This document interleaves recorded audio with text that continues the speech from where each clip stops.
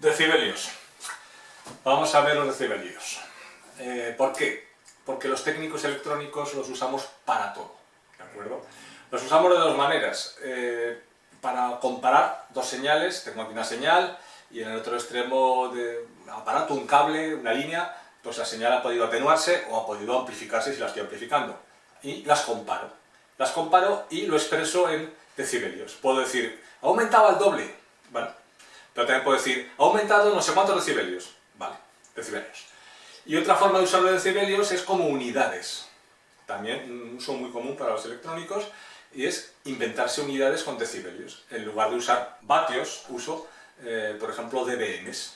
Y en lugar de usar voltios, uso dBvs o dBus o dB microvs. Bueno, se pueden usar más también para la presión sonora. ¿Cuánta presión sonora me llega a los oídos? 60 dBs SPLs. Bueno, todo eso lo veremos. La idea original fue usarlo para potencia. Ya veremos eso más adelante. Pero luego ya vieron que los decibelios valían para todo. ¿De acuerdo? Bien, volvamos ahora al inicio. Lo que quería hacer ahora es explicar algo de historia, porque creo que es importante. Además, Internet está llena de información. Me he dado cuenta de que hay alguna contradictoria y al final, bueno, tengo que filtrar un poco. Y lo que traigo aquí creo que es más o menos exacto. ¿Cuándo empieza la historia? Bueno, pues el señor Graham Bell patentó el primer teléfono en 1876. Luego un tal Antonio Meucci, italiano, estuvo pleiteando con él en aquella época durante un buen tiempo porque dijo que había sido él. Al final la patente se la quedó Bell, la fama se la quedó Bell y fue en el 2002 que los americanos dijeron, pues lo que hemos investigado es que sí, que el Antonio Meucci fue el inventor del teléfono. 2002, ya habían pasado más de 100 años que había muerto el pobre italiano este, sin fama ni sin gloria. Bueno, es lo que pasa con la historia. Dejando aparte las injusticias, volvamos a la historia del decibelio. Se crea el teléfono, se empiezan a tirar líneas por Nueva York, luego por Estados Unidos, y entonces los técnicos que tiraban las líneas decían, a ver, necesitamos saber, cuando yo estoy emitiendo la señal del teléfono, cuántas pérdidas tengo. Y entonces dicen, pues habrá que inventarse alguna unidad. Y uno de los experimentos que hicieron, interesante, fue que emitían desde la central una señal, y esa señal la escuchaba un abonado que estaba a una cierta distancia, con su cable y tal. Y entonces la cuestión era que a través de la línea telefónica el abonado tenía que avisar de cuando percibía un cambio de volumen, que decía, ahora oigo más o ahora oigo menos. Entonces variaban la potencia de emisión y el abonado decía, ahora ha habido un cambio. Y anotaban tanta potencia. Seguían subiendo, bajando, lo que fuera, y ahora, sí, y anotaban. Se dieron cuenta de que los cambios de potencia que hay que efectuar para que un usuario, un ser humano, note cambios de volumen es de unas 10 veces. Y dijeron, hostia, hay que cambiar mucho la potencia para que se enteren los oídos humanos. De ahí empezaron a pensar ya que a lo mejor el oído escuchaba de manera logarítmica. Y eso es lo que luego dijeron, pues si el oído escucha de manera logarítmica, vamos a aplicar logaritmos para... Bueno, entonces se inventaron una medida que le llamaron Mile of Standard Cable.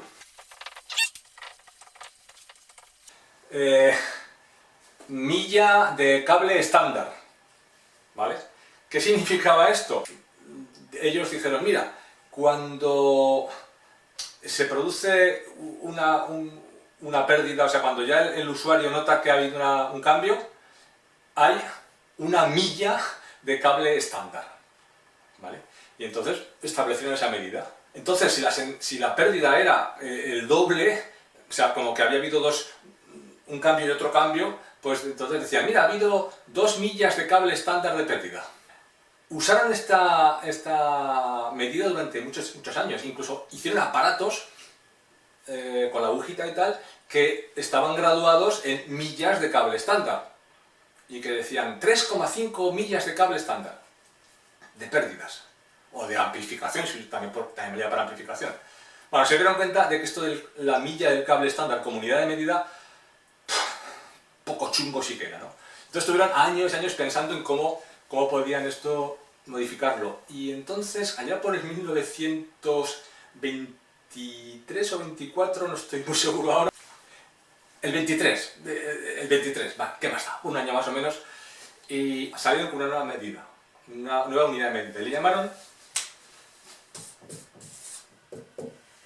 TU, Transmission Unit, unidad de transmisión. Bueno, ¿en qué consistía esta TU, Transmission Unit? Pues era algo parecido a la milla de cable estándar, pero ya cuantificada, con un valor concreto. Entonces lo que dijeron fue, TU, lo que dijeron es, la relación entre una potencia 1 y una potencia 2, las veces que una es más grande que la otra, vamos a decir que es un TU cuando valga 10 elevado a 0,1, o lo que es lo mismo, también se puede expresar como 10 elevado a un décimo. Dijeron, esto es, un TU va a ser cuando la P1 con respecto a la P2 tienen esta diferencia entre ellas. Y luego dijeron, y cuando en vez de ser un TU sea otra cantidad, si son 2 TUs, 3 TUs, ¿cómo sale la fórmula? Dijeron, pues cuando sea, pues por ejemplo, N TUs, ¿vale? N TUs, ¿cuánto sería?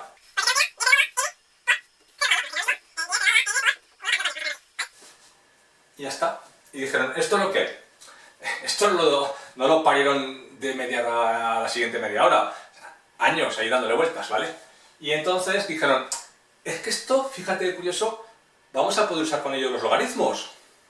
Porque, ¿qué fórmula nos quedaría aquí? ¿Vale? O sea, de aquí sale esto. Alguno ahora dirá, ostras, y esto, sabían matemáticas esta gente. Pero es igual, vamos a hacerlo a la inversa. Vamos a coger esto y vamos a ver que realmente de aquí esto tiene una relación. ¿Cómo? Aplicando los logaritmos. Y así vamos a hacer ya un ejercicio de cómo resolver logaritmos. ¿Cómo se despeja esta ecuación? Vamos a ver. Pues nos olvidamos del TU y dejamos solamente la n, ¿vale? Y decimos, mira, n, vamos a coger el 10 y lo paso al otro miembro. N partido por 10, igual, ¿no? Pasa aquí, está multiplicando, pasa dividiendo, igual a... Correcto, ¿no? Hemos pasado. Y dices, bueno, ¿y ahora cómo despejo el logaritmo?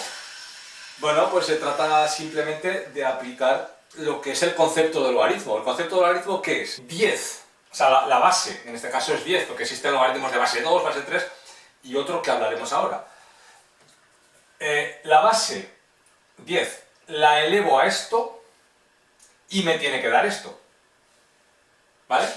La base 10 la elevo a esto y me tiene que dar esto. Vale, ¿se ve, no? Ahí va. Mira. Vamos a coger otro color. Ya está. P1 partido por P2, que es lo que estaban tratando de relacionar. La relación entre ellos dos es esto. Ya lo tenemos. Claro, ellos que sabían matemáticas, como decía, pues enseguida vieron que esto era esto. Pero nosotros hemos hecho el camino inverso ahora para darnos cuenta de lo que ellos vieron enseguida. Bueno, enseguida o lo que les llevará, ¿vale? ¿Queda claro? Ya tenemos esto. Pero todavía no estaban los decibelios ahí. Habían definido la unidad de transmisión. Vale. Esto fue en el 23, hemos dicho, ¿no? Pues hasta el 29, o sea, pasaron 6 años, que se pegaron los 6 años discutiendo, aparte de poniendo líneas telefónicas y tal y cual, discutiendo entre ellos sobre qué tipo de cómo llamar a la unidad esta, porque también unidad de transmisión tampoco era una cosa muy tal. Y entonces hablaron de llamarle Bell, ahí es cuando empiezan a hacer la palabra Bell, pero también hablaron de llamarle Neper. ¿Por qué? Pues porque había gente que opinaba que en vez de usar logaritmo en base 10 era mejor usar el logaritmo neperiano. No vamos a entrar en este jardín. ¿Qué es un logaritmo neperiano? Meteros en Google, el logaritmo neperiano. Horas, ¿vale? Lo que sucedió es que estuvieron, como digo, un montón de tiempo discutiendo sobre si era mejor usar logaritmos en base 10 neperianos o incluso en otra base. Y si usaban los neperianos, pues la unidad sería el neper. Y si usaban el logaritmo en decimal, pues vamos a usar el belio, ¿de acuerdo? El bel. Bueno, al final se acaban poniendo de acuerdo y dicen, venga, vamos a usar el bel, pero vamos a decir que sea 10 unidades de transmisión, un belio. Y dijeron, 10 teus fuera un bel. Al final esto no cuajó. Al final, tras mucho discutir, dijeron, no, mira, no vamos a usar 10 teus. Parecía que eso era conveniente por alguna razón, usar 10 teus y que eso fuera un bel. Y dijeron, no, mejor vamos a usar la décima parte de 10 teus. Y como vamos a usar la décima parte de 10 teus, sería un teu. Y como vamos a usar la décima parte, en vez de llamarle bel, le llamaremos decibel. Ya está, a partir de en ese mismo instante, cuando dijeron vamos a usar el decibel, pues aquí ya está la fórmula, aquí, ya está. ¡Tachán! Ya está. La tenemos la fórmula. ¿Vale? Tela, ¿eh? Pero ¿qué ocurre si en lugar de usar los decibelios para relacionar potencias, lo queremos utilizar para relacionar voltios o corriente eléctrica? También se puede. Pues hay un pequeño cambio aquí. Vamos a borrar esto. Bueno, pues resulta simplemente lo siguiente, que potencia es igual a V al cuadrado partido por R. Es decir, la relación entre la potencia y los voltios no es directa, sino que hay un cuadrado por ahí en medio. Eso hace que si desarrollamos aquí matemáticamente todo esto, al final nos daremos cuenta de que la ecuación válida para expresar decibelios con voltios, pues va a ser... Como digo, esto se demostraría si aplicásemos matemáticas y lo demostraríamos. No viene al caso, simplemente memorizamos que con voltaje, ¿vale?, es 20. Y volvemos a la original, la fórmula original es con 10. Aquí están las dos ecuaciones principales que nos relacionan potencias en decibelios y voltios en decibelios. Como decía antes, con decibelios se pueden relacionar más cosas.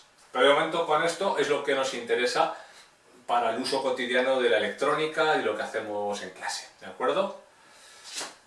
Siguiente capítulo va a ser hablar de las unidades. Estos son relaciones.